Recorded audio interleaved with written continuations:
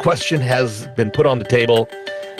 Do you leave your porch light on or turn it off? Let's poll our folks here.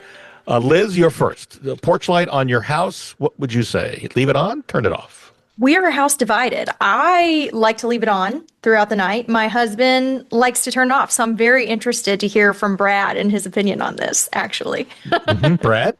Well, I have some technology in my house, and I've got a timer on the front porch lights that will come on at dusk, but it will turn off at around 11 o'clock. And I do that one just because I don't want it, shining on the front of my house, in bedrooms, and then across at my neighbors. But I've got motion sensor lights on driveways, and I keep a back porch light on all night, dawn to dusk. So I'm kind of house divided, front to back to side. But yeah, we turn the front one off at around 11 o'clock, I think. All right, so you bring up, in your answers, you bring up the really interesting points that maybe some folks never even thought about. So let's look at the pros of leaving the porch light on the front door on for the night or partial night. It can deter potential intruders by signaling someone's home. It improves visibility for residents or guests arriving after dark. It reduces trip or fall hazards on steps, walkways, and driveways. There's a minimal cost if you're using the LED or motion sensor lights like Brad does, and hopefully both of you have got LED lights. Yep. It also gives you some peace of mind and outweighs small energy costs for certain homeowners, and it will actually softly light a porch. It looks warm, welcoming, enhance curb appeal, things like that. So that's pretty much the key pros. Now let's look at the cons.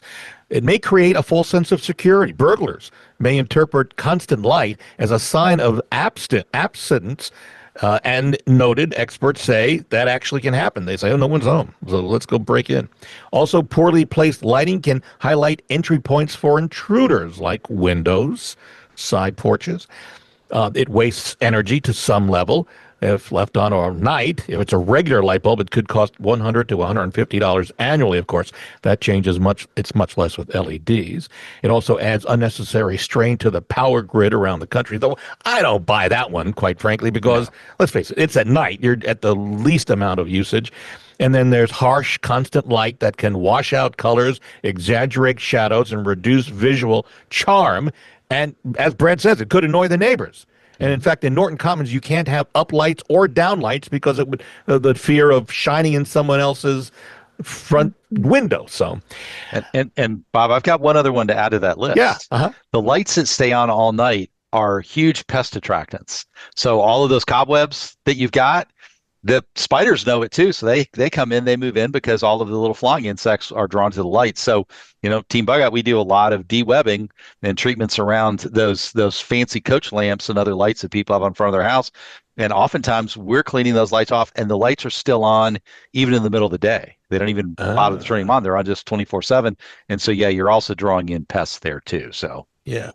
And there are some cheap ways to make it automatic. And if folks down the road, if you want, you can call me 376-5483. I'll tell you what the cheap way to do it. It's only $10 or so for a switch that goes to a program, and it works really simple to turn on and off.